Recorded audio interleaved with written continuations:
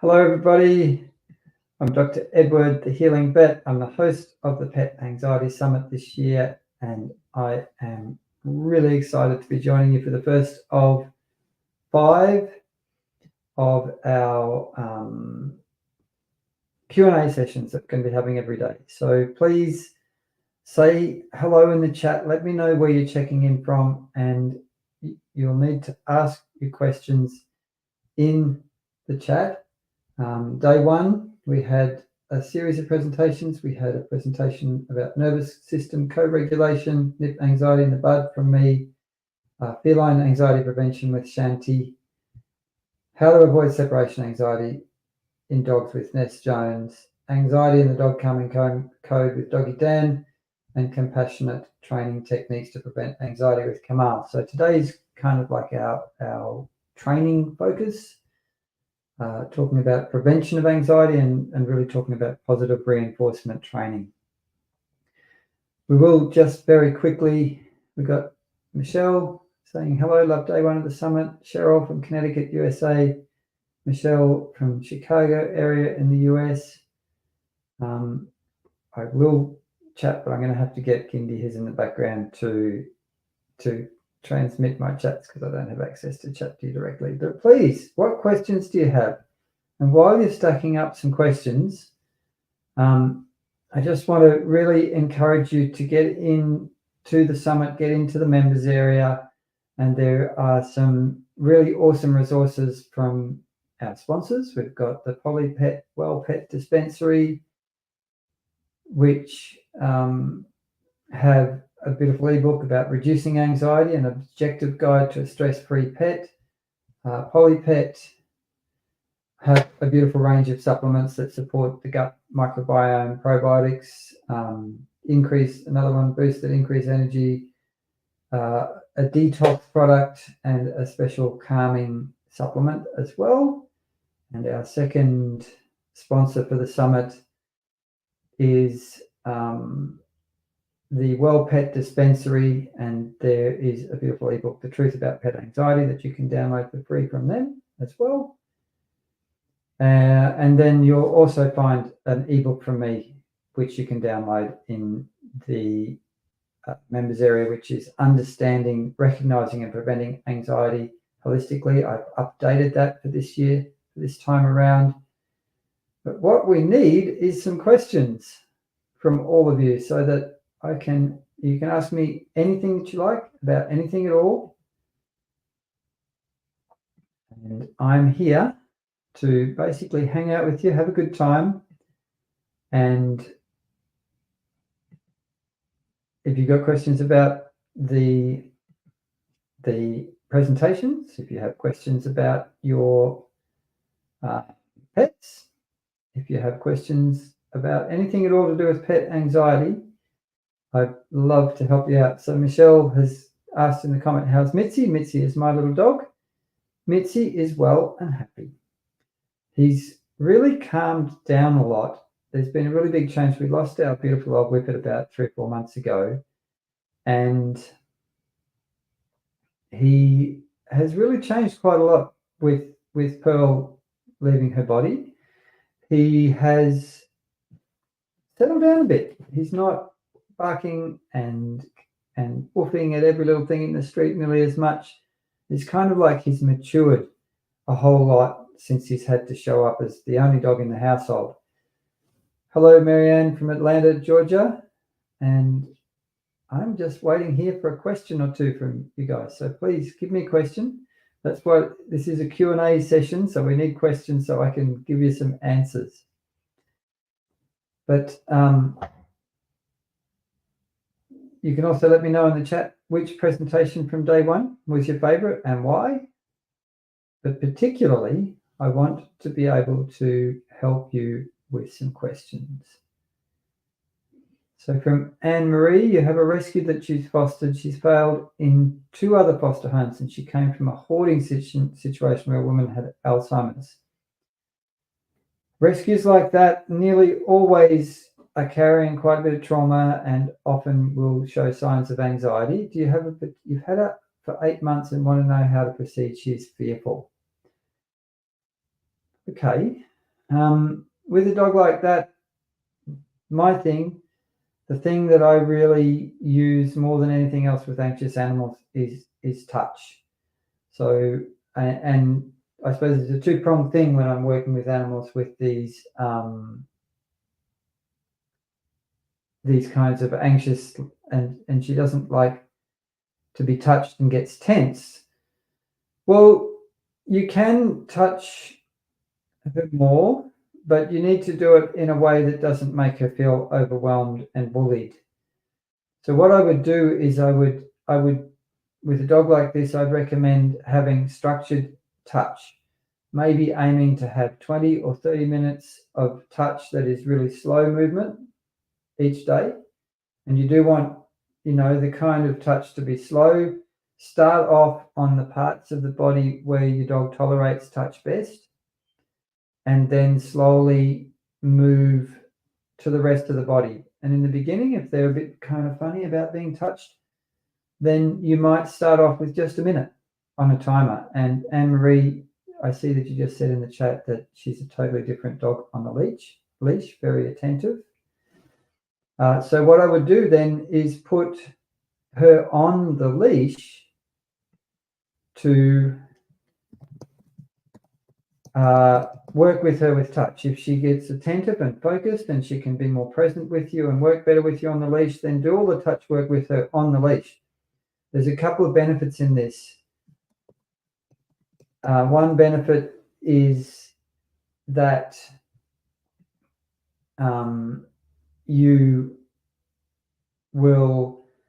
she won't be able to run off.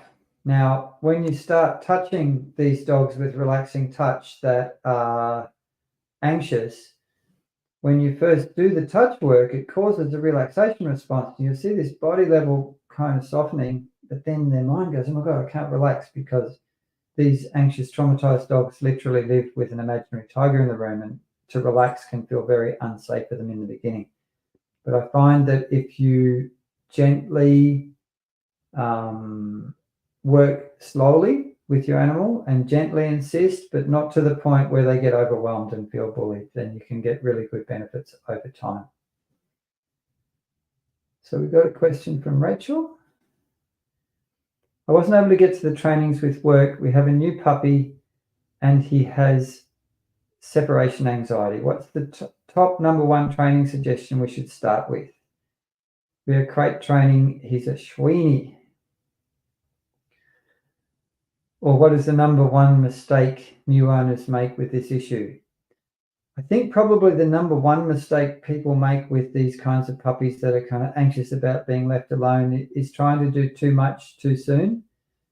It's best to go slowly, so that the puppy can slowly learn how to regulate and adapt to not having you there to help them feel calm and to keep calm. Now, with crate training is a great idea, but what you want to do with crate training is you want to make that crate the best place in the world. Treats, toys, you might feed your dogs in there, but with the door open until they just think, wow, this crate is where the best things happen. This is the best place in the world, and this is where I want to be. Because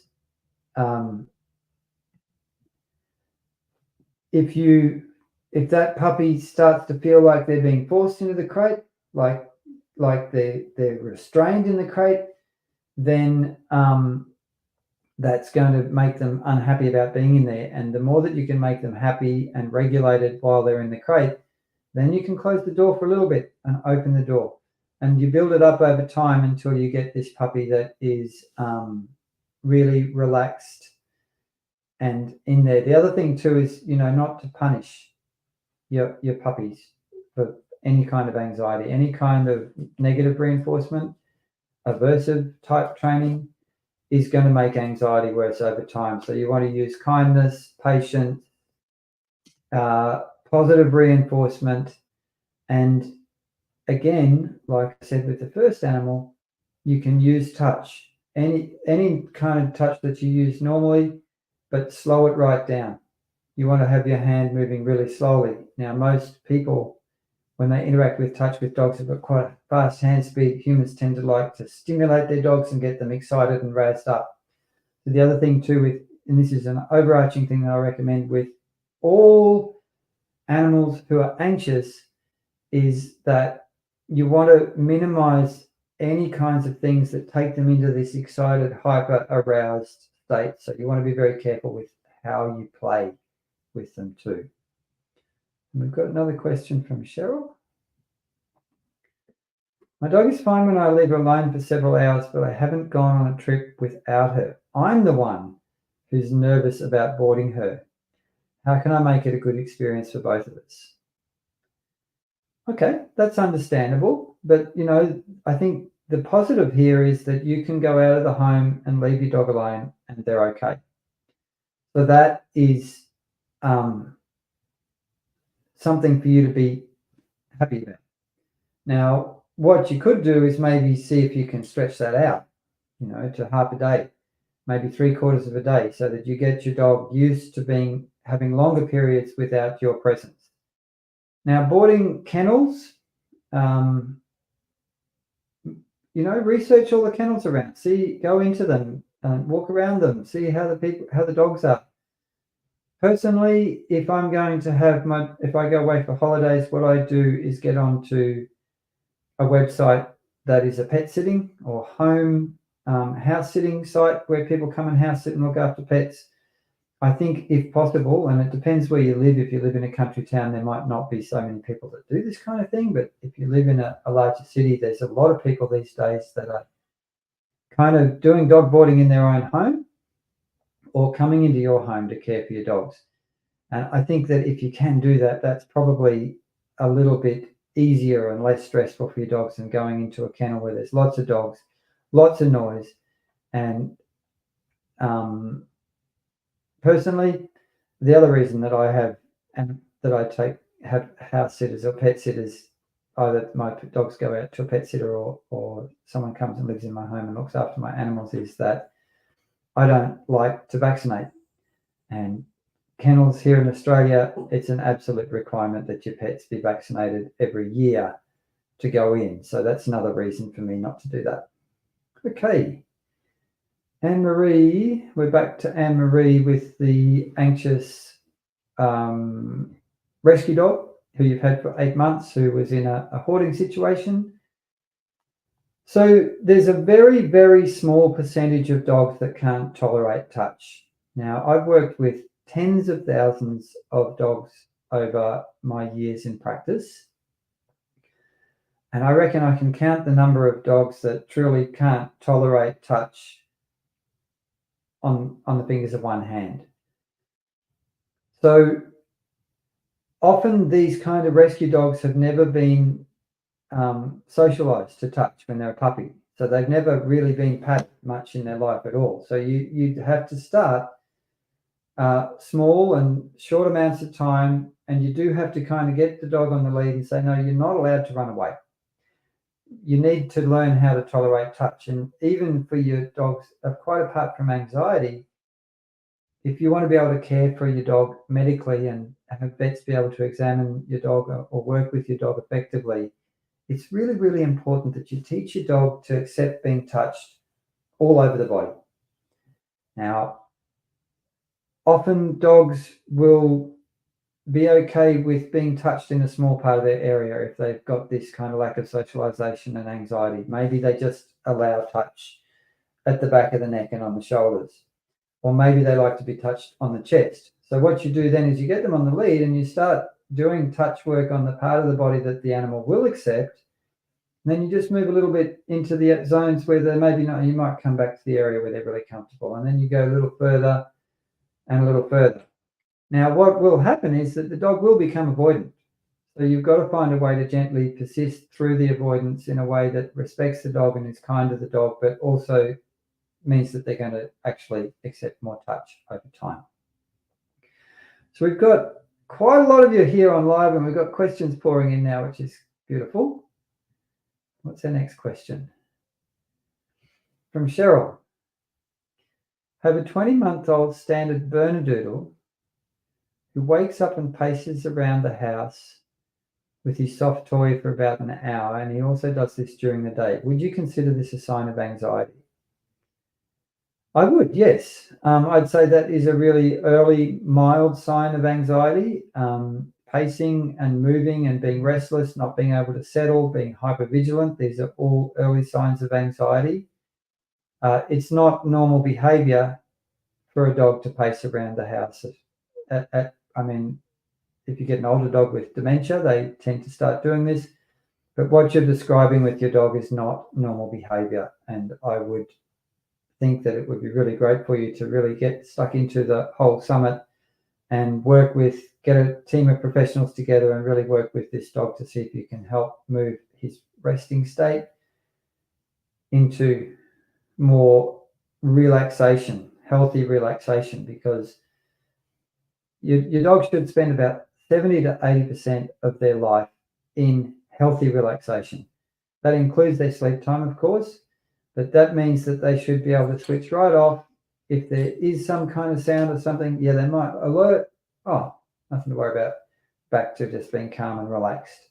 So yeah, I would consider that to be an anxiety issue, and it's a dog that you really should work with to see how you can help them. So we've got Jane. My Maltipoo jumps on everyone she sees. How to control her? So the number one thing that I recommend with these dogs that jump all over people is that you put them on a lead and you don't give them the freedom to actually go and jump on people.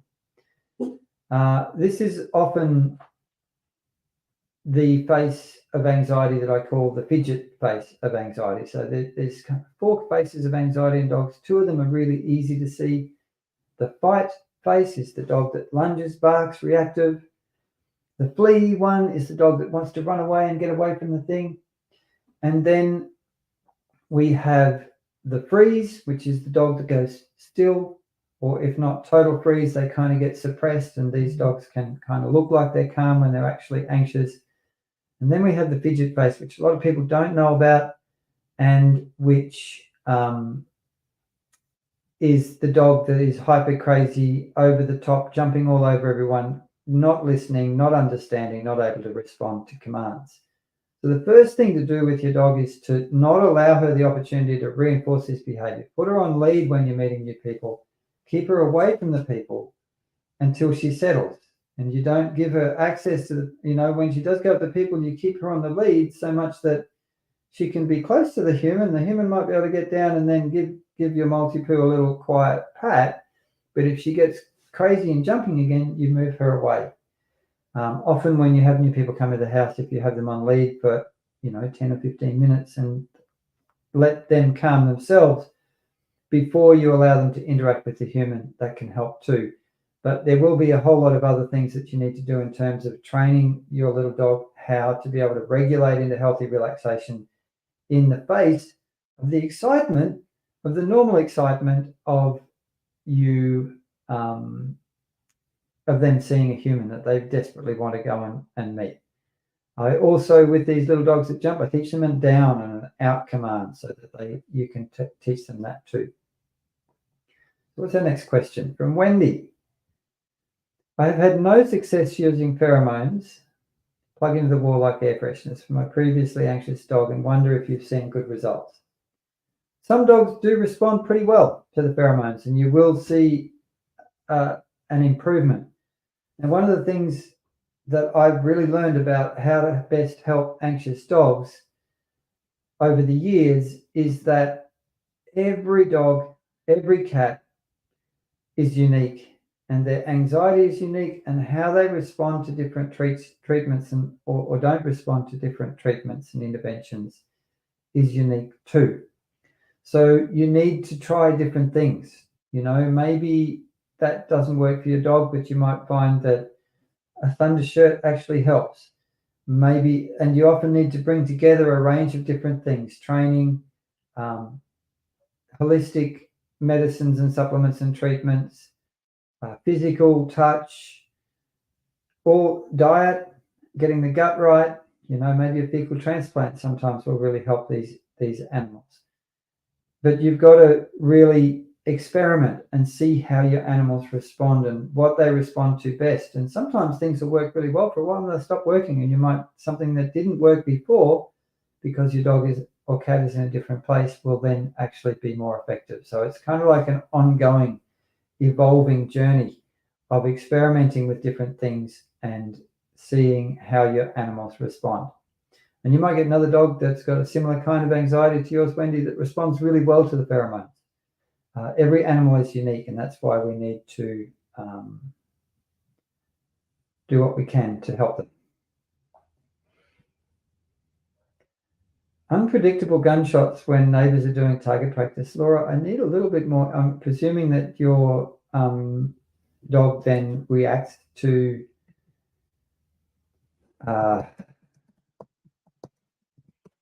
those sounds, which is probably less than helpful. And that's a hard one, because if you've got a sound sensitivity to something that's unpredictable and outside of your control, then you can't take the environmental thing away.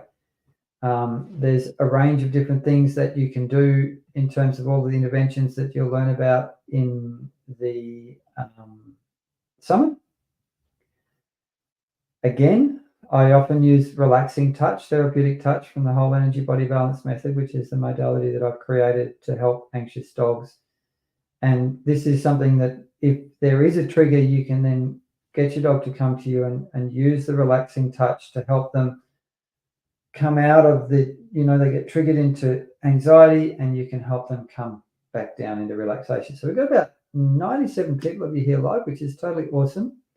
Let us know in the chat too, if you have any particular questions about any presentations. That's awesome. We've got another question from Cheryl. My pup is very good on a loose leash till he sees another dog or child. Then he whines, squeals, and pulls on the lead. So what you've got here is kind of natural excitement. It's natural for a puppy to be excited about another dog, because this puppy is like, woohoo, another dog, I want to play. Oh, kid, I love kids. So what happens, and I'm going to talk a little bit about the zones of arousal here, because it's really important to understand. You have your green zone, which is like healthy relaxation. That's a calm, relaxed, steady dog that will listen, learn, and be able to respond to what you ask. Then above that, we have healthy orange zone, which is a dog that is in a state of healthy arousal, which could be play or excitement, but they still have impulse control. They're not flipped out and going crazy. They can listen to and understand and respond to what you're saying to them.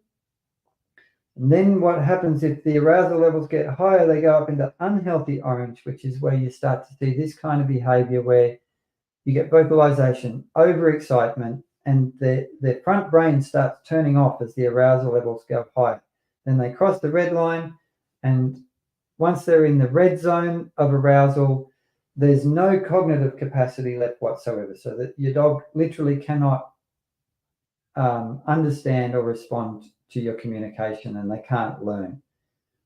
So you need to then learn you need to teach your little dog, your puppy, how to relax. And this is something that humans are generally pretty bad at. They don't teach dogs how to relax. What humans generally teach dogs to do is how to get excited, because we're monkeys, really, us humans, and that's what we love. I always thought it was funny in the vet clinic, a little puppy would come in, and the vet nurse would go over and go, oh, hello, and the puppy gets more excited, and the nurse would get more excited, and kind of the human and the dog escalate each other into more and more excitement, which is actually the last thing that you want to do. What you want to do is teach your dogs how to be able to stay regulated in healthy relaxation in the green zone or the healthy orange zone, even when they're meeting people. And that takes training. Therapeutic touch is one of the most highly effective ways that I've found to do that. This is something that I've worked out over 25 years working with heaps of animals hands-on. And then you may need all these other kinds of interventions, positive reinforcement training, supplements, CBD, gut support. And in some cases, if you've got an animal that is a dog that is what I call neurospicy, they're not necessarily neurotypical, then pharmaceutical medication may well be required in addition to that.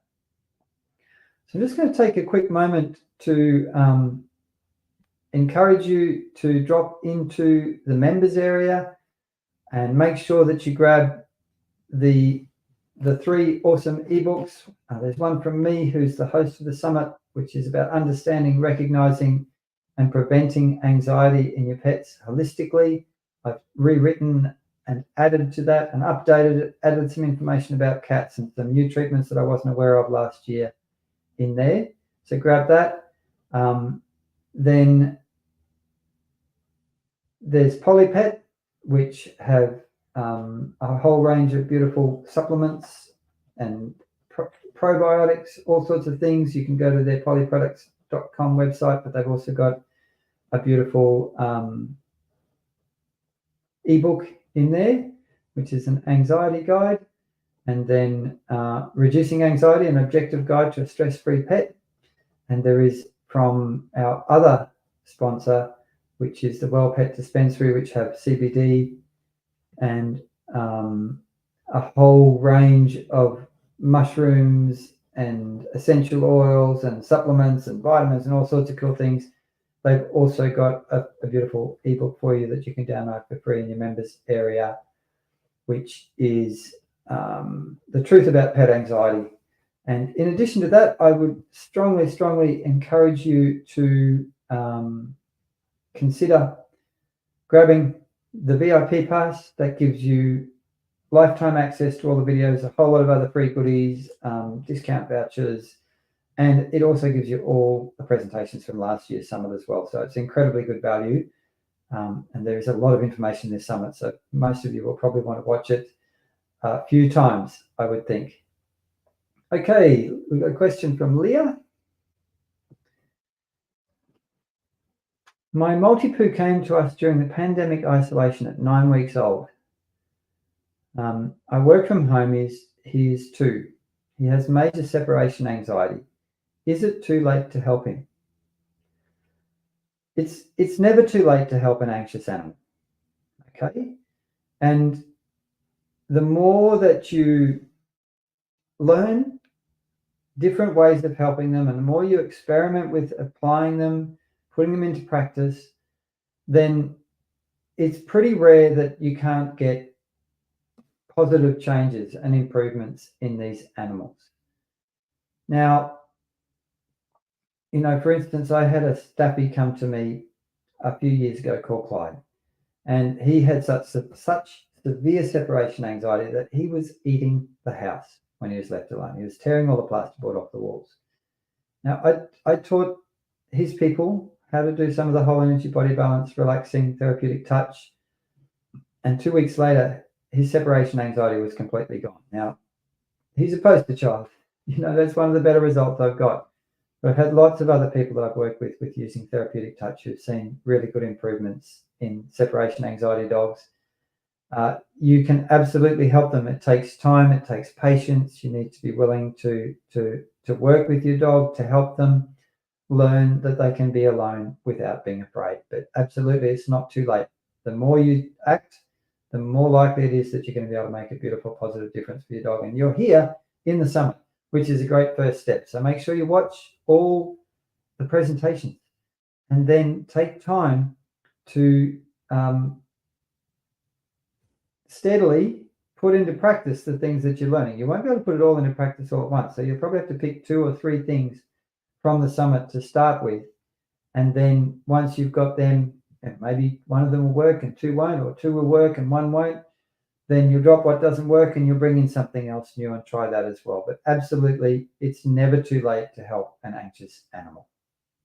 I've got another question. Okay, Judy says, something happened at the end of your talk today and it froze right when you mentioned puppies and over-soothing. What else did you say about that? I can't remember exactly what else I said about that, but I will talk about this because it's a really important topic. So I find that when people bring puppies to me, because puppies are so cute, that people just want them to be the happiest little guys ever. And as soon as the puppy looks the tiniest little bit upset or unhappy about anything, the human comes in and pats them and makes them feel better and soothes them and calms them. And what this does is that there's no space for the puppy to learn how to regulate themselves. So what I say to people is if you got a new puppy, I'm going to be getting a new puppy early next year, which I'm incredibly excited about because I'm very whippet deficient since my lovely old Pearl left us.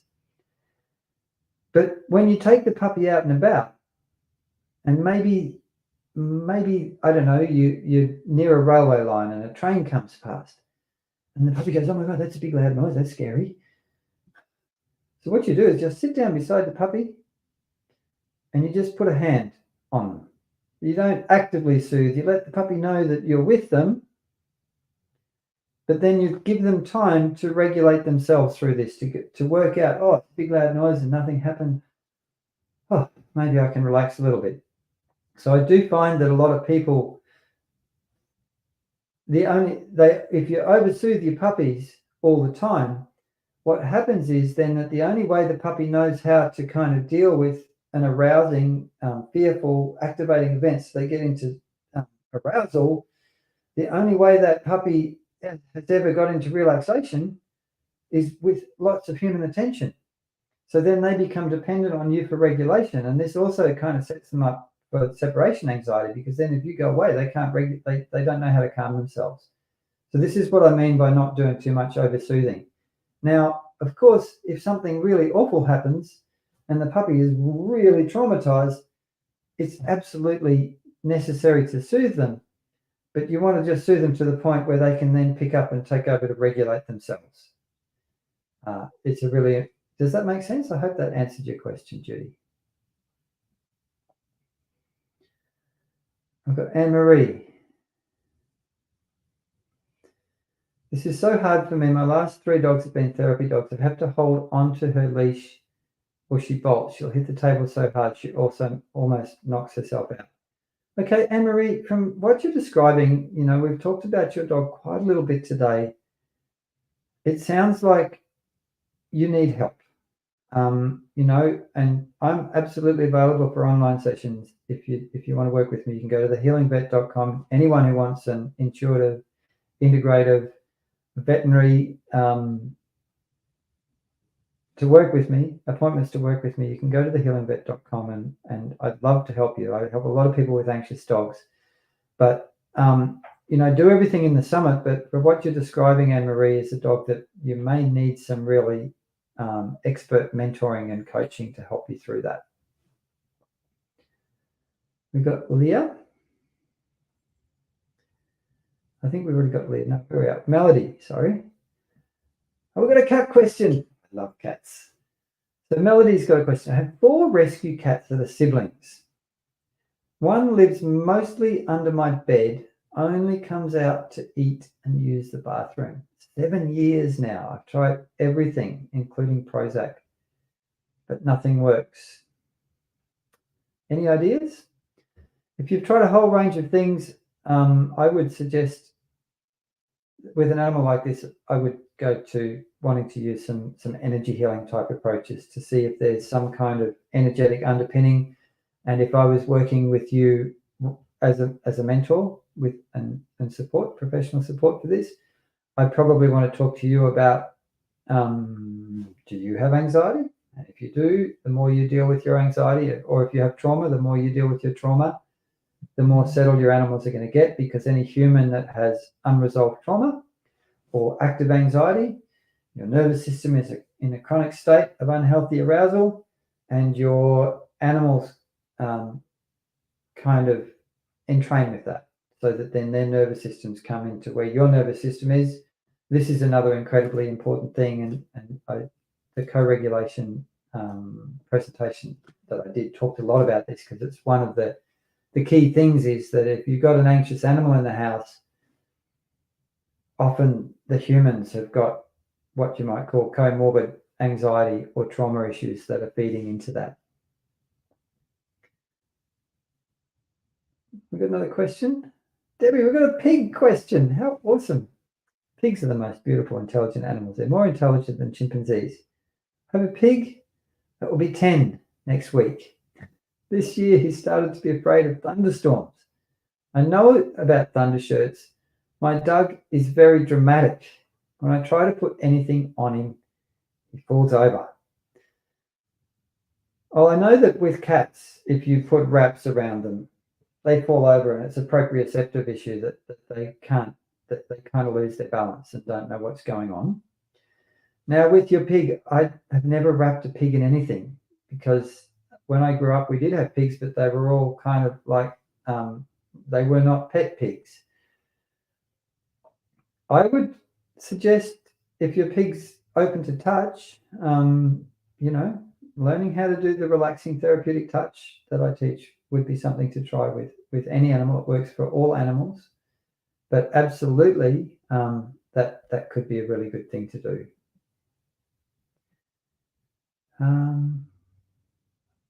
Debbie, I have a 10-year-old pug who started to freak out over thunderstorm. Oh, that's a pug, not a pig.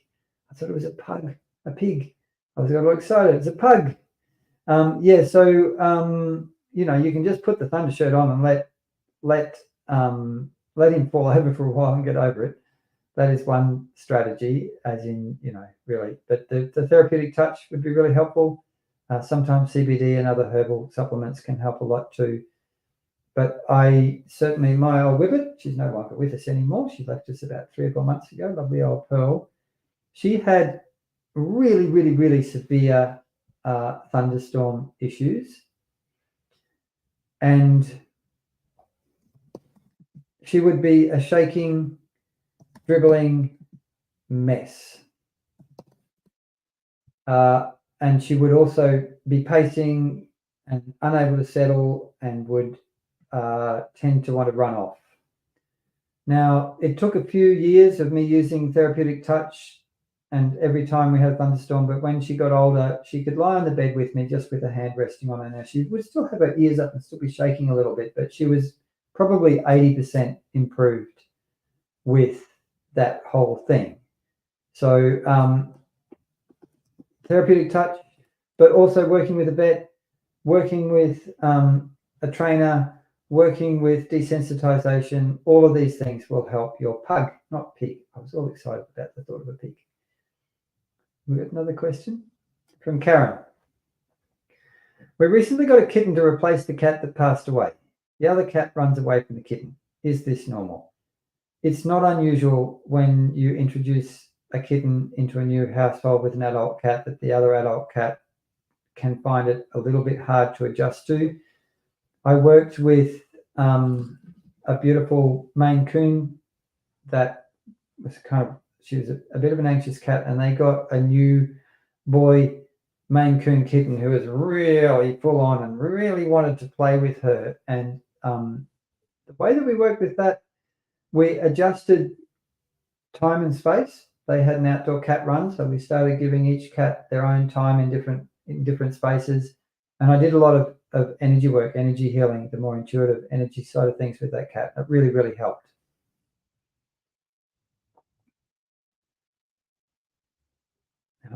We just got an initial C here.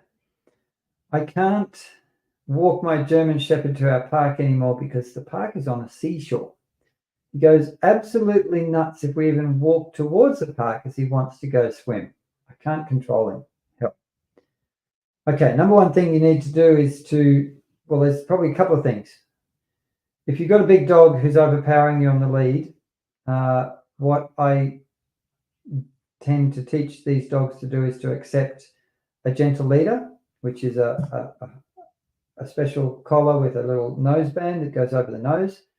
Now, dogs don't necessarily love wearing these, but it really does stop them overpowering you, because when they try to pull, it turns their head and that takes all the power of their body, so they can't, then drag you along and possibly drag you over or do harm to yourself or to them. But what's going on here is that you've got a dog that is getting overexcited, which is a kind of anxiety. It's kind of I think even if it's something that the dog absolutely loves and wants to do, if they go into the red zone so that they're dysregulated and they're not able to listen to you, not able to respond to the lead, then you've got a problem. And I would use therapeutic touch with a dog like this at home to teach them how to relax. And then when I got to the point where you're coming close to where they're going, to where they go nuts, I'd turn around and take them the other way. And every time once they settle down and calm down, I'd turn around and go back the other way. If they went nuts, I'd walk them away again. And I would just do that. If it took 100 times, I would do that, because then they're not getting what they want, right? And sooner or later, now you might find this frustrating and boring, and it might take a long time, but it is something to consider. And again, and all of my advice that I give about any individual animal here, because I don't know your animal's history and everything, it's kind of like general advice. And even if I'm only talking about one thing, you should always be doing a multimodal approach where you're working with trainers, with a vet, using as many holistic interventions and treatments as you can, and then only escalating to pharmaceutical treatments if that's not working, So just to be clear about that. But if I had a dog like that, I would go out with you on lead. I'd teach him how to accept the gentle leader, which he would probably not like in the beginning. I'd play with yielding to pressure, teaching that dog to be nice and soft on the lead, to walk on a loose lead. And then when we turned towards the beach, if he escalated, I'd be like, right, we're going the other way. And we're going to go the other way until you calm down. And then we'll go back. And if you escalate, we're going to go back the other way till you calm down. And you might do weeks of this before you can actually go to the park and not have a crazy dog. It takes time. What's our next one? What's therapeutic touch? So therapeutic touch is intentional touch, is another way to talk about it. So the whole energy body balance method, which is a profoundly healing body work and energy work modality for working with pets, people, and horses, as either a home practitioner, or we have professional certifications for that as well. So touch, we have kind of touch where we interact with animals all the time. We pat them, we stroke them, give them pats. But if you then learn how to engage with the body with different kinds of pressure and speed of touch, you can use relaxing touch to help an animal learn how to regulate themselves into healthy, relaxed states. And you use touch, and eventually these animals then can do that by themselves. And then you also can use therapeutic touch to discover hidden soft tissue pain in the body, and use a range of kinds of deeper touch. So it's kind of like massage or body work. These are all kinds of therapeutic touch, craniosacral. There's a whole lot of different ways you can interact with refined skills of touch to help your animals relax and to heal pain, soft tissue pain, anxiety, and trauma out of their body. From Junko, my 8-year, 4-month-old Irish Wolfhound gets anxious when we go to the vet. He begins to shake, and the SUV is shaking and bouncing. This shaking in the vehicle happens even when we're not stopping at the vets. And Junko also says we do therapeutic touch and calm voice talk.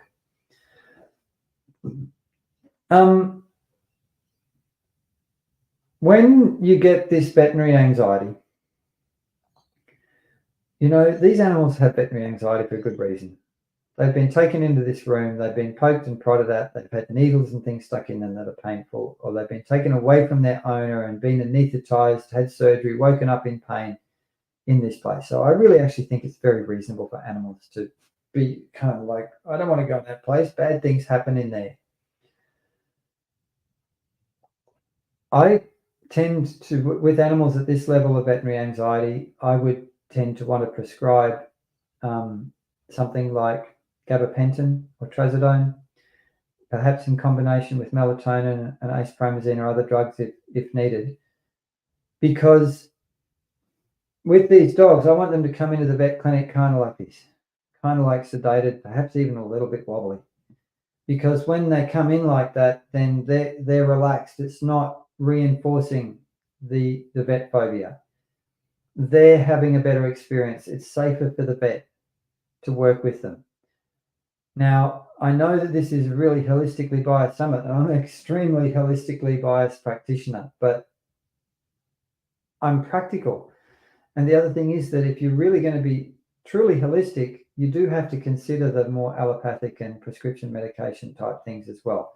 Now, you can also not only do that, but you can take your dog to the vet every week and sit there and do therapeutic touch and give them yummy treats until they relax. So you can desensitize these anxious animals to going to the vet as well over time. But you've obviously got an animal that's also got anxiety just about going in the car.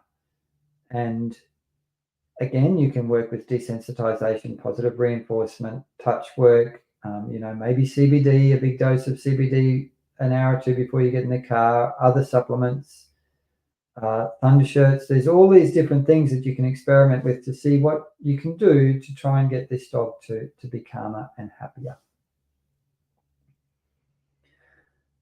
I did say fecal transplants might help with anxiety, but I'm not going to talk about that today because we're going to go into that in depth on which day is it going to be? Day 2. So the next day is all about anxiety, the gut microbiome, anxiety connection. So we've got Ruth talking about microbiome anxiety connection. She's an animal naturopath and energy healer. We've got Dr. Megan Barrett talking about the gut-brain axis, vagal tone and anxiety tomorrow.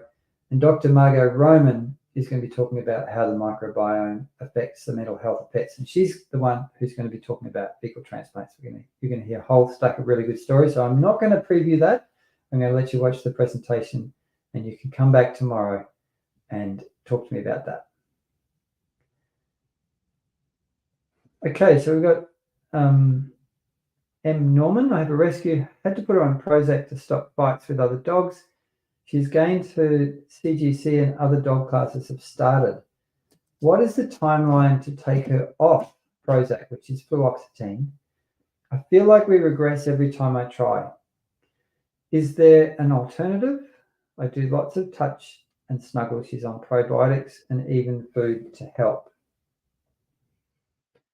So again, this is a complex case and it's hard for me to really give you, this is the kind of case to give good advice. I'd really need to have an appointment with you to work with you, go through the whole history, talk about everything that's happening, and then form a holistic treatment plan, because that's what we need to do, is really have a plan where we can bring things in, test them, see how they respond. The relaxing touch that I teach is probably the first thing that I would want to really get you into, doing 15 to 20 minutes of that at least once every day, and then using that touch whenever you go into situations that are going to bring that animal into the anxious, heightened state, to see if you can help them relax and calm and ease. I mean, CBD is something that you could maybe try in addition to the Prozac. I've had a number of dogs do well on CBD with anxiety. It doesn't tend to be quite as strong as fluoxetine. And I've had some dogs that have been on fluoxetine that for years and years and years, and you get this pattern where you try to taper and they just don't do so well. And they do really well on fluoxetine. And if you're not getting any side effects or anything like that, it might end up, I'm going to sneeze.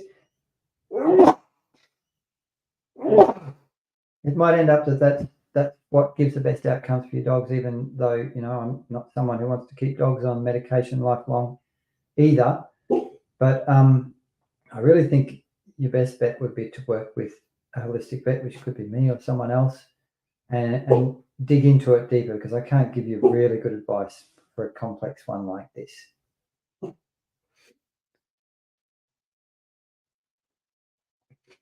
From Sun Moon, my cat is great with touch and very loving, but I notice sometimes she gets spooked or flinches easily with the littlest sound or movement in the house. What would help with that?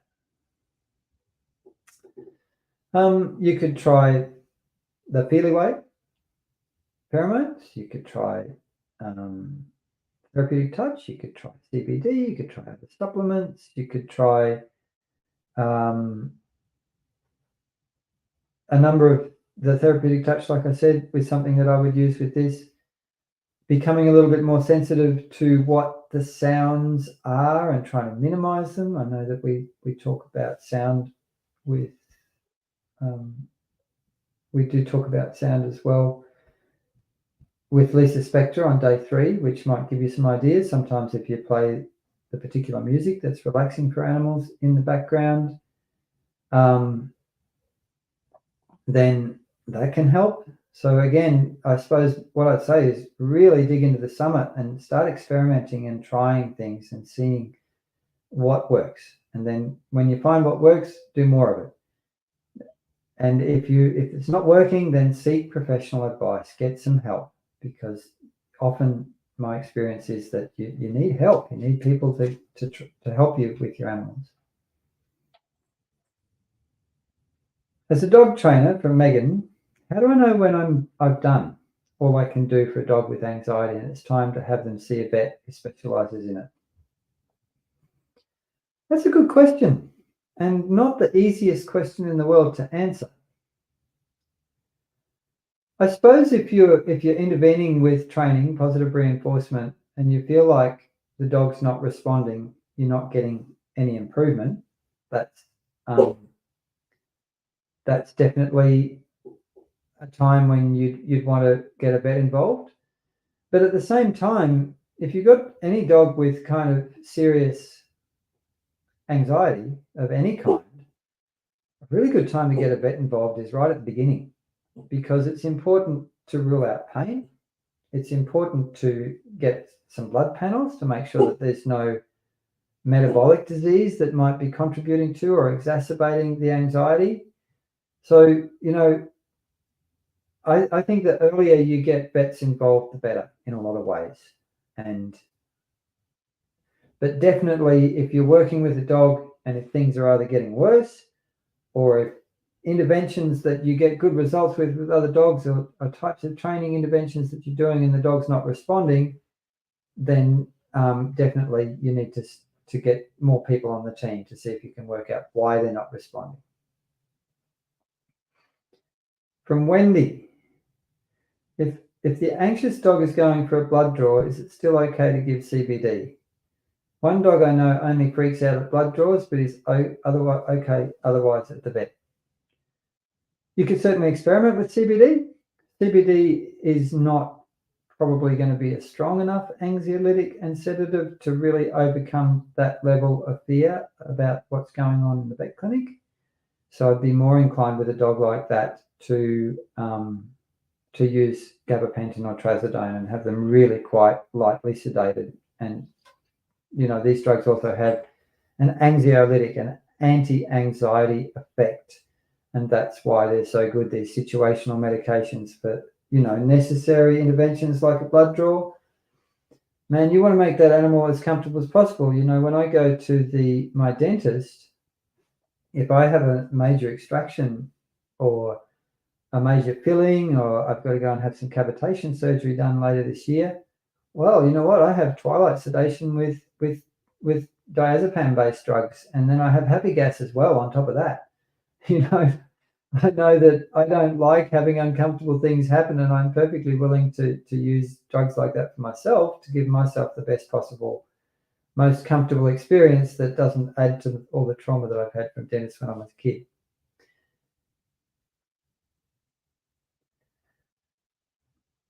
CC says, my GSD also breathes very fast all the time, even at night while sleeping. His rate of breathing is twice as fast as my female. He's done this since he was 8 weeks old. Why might this be? I can't answer that question in this forum. If he's asleep, it's less likely to be anxiety. You really need to, have some veterinary investigation. If you're interested in going that more, you need x-rays and stuff like that as a kind of first step to see if there's actually something not right in the lungs. But I can't really tell you the answer to that one. Are there any more questions? Would it affect the readings giving CBD or the anxiolytics like gabapentin or trazodone? No. I've done this with lots of dogs that need to have blood collected, and it doesn't affect that at all. So we come to the end of our hour together. It's been stacks of fun. You've asked the best questions. So day 2 is coming up. Just to remind you of all the good things that are coming in day 2, we've got Ruth Hatton talking about the microbiome anxiety connection, where you'll discover about how diet and gut health really is important in anxiety, and how medications and things can disrupt the microbiome, glyphosate exposure, how that can also be a problem. Dr. Megan Barrett, the gut-brain axis, vagal tone and anxiety, where you'll learn about neuromodulation techniques to stimulate the vagal nerve. Again, talking about nutrition, and Dr. Margot, who's going to be talking about microbiome restorative therapy, which is basically fecal transplant therapy. And she talks a lot about using ozone as well with that. Make sure that you drop in to the members area and grab the free resources. There's 3 awesome ebooks that are jam-packed full of information that will help you learn how to prevent and heal your pet's anxiety. Also, if you're really loving the summit, I encourage you to grab the VIP pass. The price will go up at the end of the summit. So, just be aware that if you want to get the best price you can, the time is now to do that. Will the Q&As be recorded? Debbie says. We had an anxiety-provoking situation during this session. Looking forward to asking a question. I believe they will be recorded. Gindy will let us know in the chat if that is the case. And Cheryl Ollie's got another question. What is adjusted time and space? I have 2 shelter adoptions. 2 cats. It's been 9 months in managed and supervised times. So basically, you need to make sure that both cats feel safe and secure, and that you only share space and allow interaction to an extent that allows that to happen. But I would really work from an intuitive and energy healing perspective with animals like this, because I found that can be incredibly effective. Another thing that can be really effective can be flower essences. So more, and homeopathy, these more energy-based remedies for these animals that are having trouble, becoming at least somewhat socially cohesive. Awesome. I've got time for just one more question, if anyone has one. I'll be looking very much forward to coming back to you tomorrow. I'm just going to bring my cat over to say hello to you all. This is Papati. She's very cuddly and lovely. And Mitzi, my little dog, I'll introduce to you tomorrow. I'll get him up on the table here with me tomorrow as well. Okay, I think we might say goodbye for now. I'll see you back tomorrow. Make sure that you get in there, download your free ebooks, and I'll also be active in the Facebook group. We've got a Facebook group. Kindy might be able to pop the link for that in as well in the chat. So I'll be answering questions and joining in the conversation in the Facebook group as well. But in the meantime, you have a beautiful day, and give your pets a nice, slow, calming pat from me as well. It's a Pet Parent Support Group by Pet Summits. We'll see you in there. Have a beautiful day, everybody, and we'll see you tomorrow. Goodbye for now.